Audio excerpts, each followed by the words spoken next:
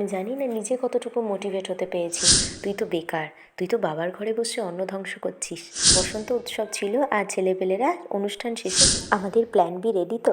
আমি একটি নৃত্য করে নিয়েছিলাম। কোথা থেকে মক টেস্ট দিই, হিস্ট্রি থেকে প্রিভিয়াস কিছু নোট বানিয়েছিলাম। জানি না এমন কেন হলো। কোনো প্ল্যান বি রেডি হয়ে থাকে তাহলে আমাকে অবশ্যই জানিয়ে। এই প্রসেসটা হয়তো আমার ঠিকঠাক জানা ছিল না। নমস্কার সকলকে, তিথি বিশ্বাস এসডিকে চ্যানেলের নতুন একটা ভিডিওতে জানাই সকলকে স্বাগত।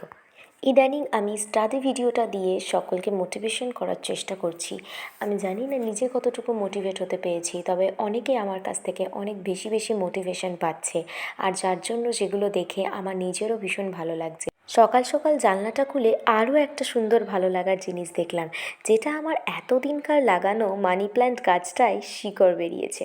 তো যাই হোক, সকালের কাজগুলো সেরে আমি বসে গেলাম একটু ম্যাথ প্র্যাকটিস করতে। পড়াশোনার পাশাপাশি আমরা সকলেই কিছু না কিছু কিন্তু করে থাকি।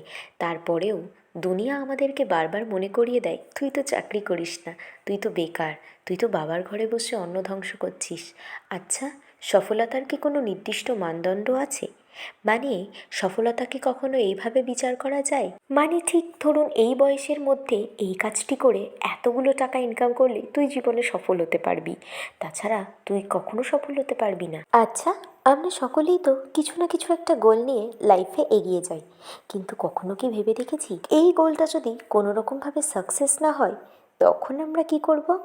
মানে আমাদের প্ল্যান বি রেডি তো? যাই হোক, অনেক কথাই তোমাদের সাথে বলে ফেললাম। তো সকাল সকাল আমি রেডিও আর প্রফেশন থেকে কিছু ম্যাথগুলো করে নেওয়ার পরে হিস্ট্রি থেকে প্রিভিয়াস কিছু নোট বানিয়েছিলাম, সেগুলো পড়ছিলাম। যেমন এখানে রয়েছে জাতীয় কংগ্রেসের কিছু কিছু অধিবেশন, যেগুলো ভীষণ ইম্পর্ট্যান্ট, কিন্তু আমার সবসময় মনে থাকে না, তাই এগুলোকে লিখে রেখেছিলাম আর বারবার রিভিশন দিই। এরপর স্নান করে চলে গিয়েছিলাম স্কুলে। আগের কোনো একটা ভিডিওতে তোমাদের সাথে শেয়ার করেছিলাম যে আমি আমার হাই স্কুলেই সেখানে একটা পার্ট টাইম টিচার হিসেবে কাজ করি। তো সেখানে সেদিন বসন্ত উৎসব ছিল আর ছেলেপেলেরা অনুষ্ঠান শেষে ভীষণ আনন্দ করছিল। তারপরে আমি একটি নৃত্য করে নিয়েছিলাম, যদিও একটি সঙ্গীত পরিবেশন করেছি। তো নানান রকম ইউটিউবের অনেক গাইডলাইন থাকায় আমি নৃত্যের গানটা জোরে দিতে পারিনি, কিন্তু এখানে তোমাদের সাথে কিছুটা ক্লিপ শেয়ার করছি। যাই হোক, আমার নৃত্যটা ছিল কে যেন আবির ছড়িয়ে দিল।